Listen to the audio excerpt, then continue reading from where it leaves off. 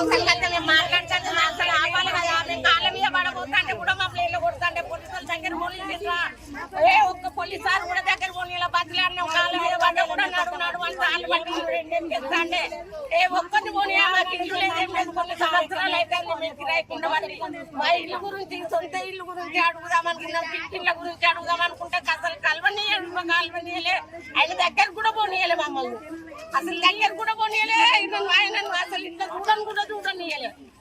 గత వచ్చేండు గత వాళ్ళ సంఘాలు ఆయన పోతూనే ఉండే ఎవరిని అడిగిండు దిగి మాతో మాట్లాడడానికి సారు ఒక 5 నిమిషాలు మాట్లాడిపోయాను సార్ అంటే పోలీసు వాళ్ళు నేను మాట్లాడతారా మీతో అనేబట్టి మళ్ళీ ఎక్కడ మాట్లాడినే మాట్లాడతారు. ఏం పేరు నీ పేరు? నా పేరు దేవోరా. సహాయం చేసిందా, ఏమన్నా హామీ ఇచ్చిందా? ఒక మాట నోరు కూడా విప్పలేదు. ఆ నోరు విప్పంది ఎందుకు వచ్చిండు, ఎందుకు వెండు కట్ట చూసుడైనా జనాలను చూసేయలేదు. జనాల పరిస్థితులు చూడొద్దు. ఇండ్లు కూలినాయి, సామాను అయినాయి, పిల్లలు ఆగమైండు, భార్యాభర్తలు ఆగమైండు, తినడానికి తిండి లేదు, నీళ్ళల్లో 2 రోజులు సావాసం చేసినాం, నిద్రలు లేవు, ఆగారాలు లేవు, పాములు వచ్చినాయి, తేళ్ళు వచ్చినాయి, పడి చచ్చిపోయినాం. మా దగ్గరికి వచ్చి ఇది మేము చేస్తామమ్మ సహాయము, మేమున్నాము, మన ప్రభుత్వం మిమ్మల్ని ఆదుకుంటది అని ఒక్క హామీ కూడా ఇవ్వకుండా వచ్చిండు మౌనంగా.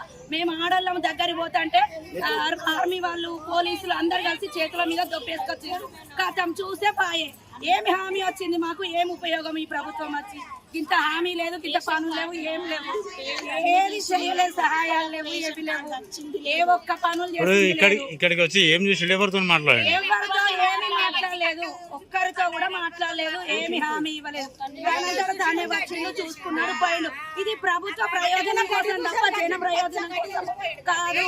వాళ్ళ ప్రభుత్వము వర్షాలు రాగానే మేము వచ్చి చూసినామని ఒక పేరు కీర్తి కోసం తప్ప ప్రజల కోసం పనిచేయడానికి మాత్రం రాలేదు. ఆయనకు వచ్చే పేరు కీర్తి కోసమే వచ్చిండు తప్ప వేరు దేనికోసం రాలేదు. నా పేరు శోభ.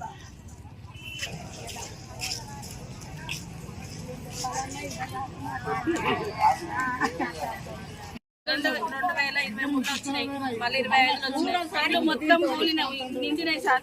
మా వస్తువులన్నీ ఖరాబ్ అయినాయి. పోయినసారి నష్టపరిహారం కట్టిస్తా అన్నారు, మాకేం ఇవ్వలే. మాకు కనీసం అన్నం తినడానికి అన్నం అందించలే, అది కూడా రాలేదు మా దగ్గర. ఇప్పుడు అట్నే పరిస్థితి అయింది. ఇప్పుడు కూడా అన్ని ఖరాబ్ అయినాయి, ఫ్రిడ్జ్లు, వాషింగ్ మిషన్ అవన్నీ ఖరాబ్ అయినాయి. ఇప్పుడు మాకు దాదాపు ₹1,00,000 ఇప్పుడు సీఎం రేవంత్ రెడ్డి వచ్చింది కదా అమ్మా, ఏం చెప్తారు? మమ్మల్ని ఏమో మాకు మాట్లాడలే, దొబ్బేసి అందరినీ దొబ్బేసి మాకు వెళ్ళిపోతాను చెప్పుకోవాలి.